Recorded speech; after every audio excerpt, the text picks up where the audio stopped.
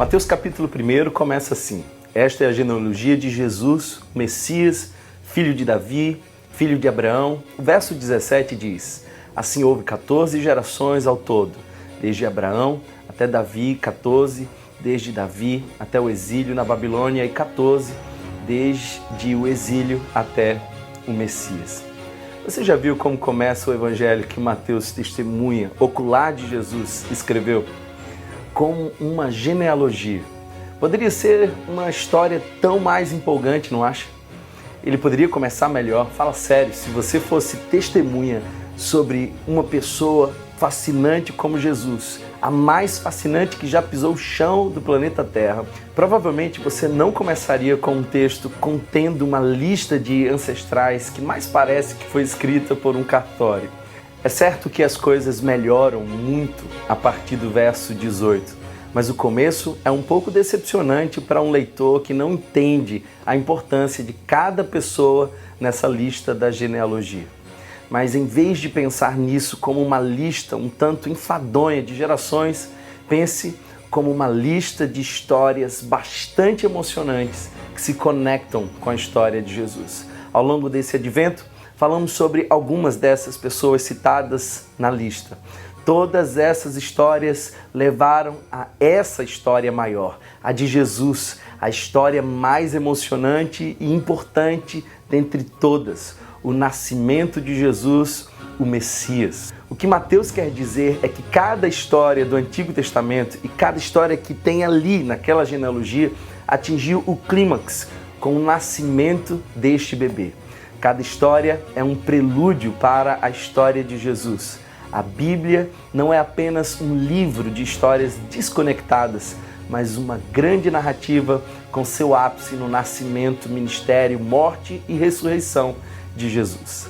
Cada uma dessas histórias, das pessoas mencionadas na genealogia, tem em Jesus o seu capítulo final. Mateus escolhe 3 momentos chaves e os destaca dividindo sua genealogia em grupos de 14. Caso você não esteja contando, ele explica no verso 17, assim, houve 14 gerações ao todo, desde Abraão até Davi, 14 desde Davi até o exílio na Babilônia e 14 desde o exílio até o Messias. Isso é bem significativo para nós sobre quem é Jesus. A primeira verdade sobre o nascimento de Jesus é que em Cristo se cumpre completamente as promessas feitas a Abraão. A segunda verdade que você precisa saber sobre o nascimento de Jesus. Esse nascimento é o evento que marca o filho de Davi, o eterno Rei Salvador, que nunca se afastará do seu trono e cujo reinado é perpétuo.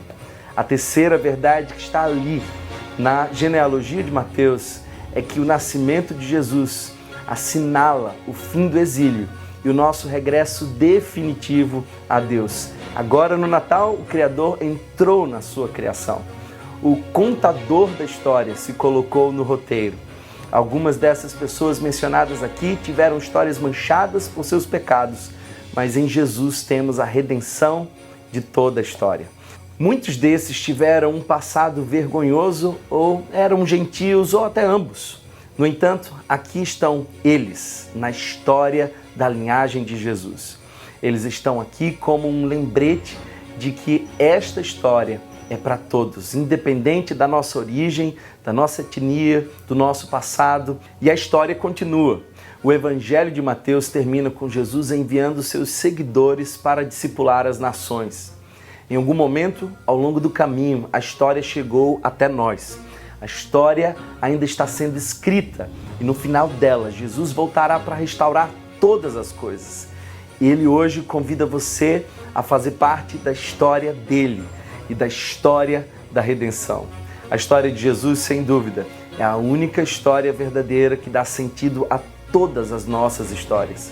Depois de todo esse advento, meu convite para você é: reconheça agora que a sua história pode ser transformada por Jesus, porque ele entrou na história da humanidade para nos salvar. Essa é a maior de todas as histórias.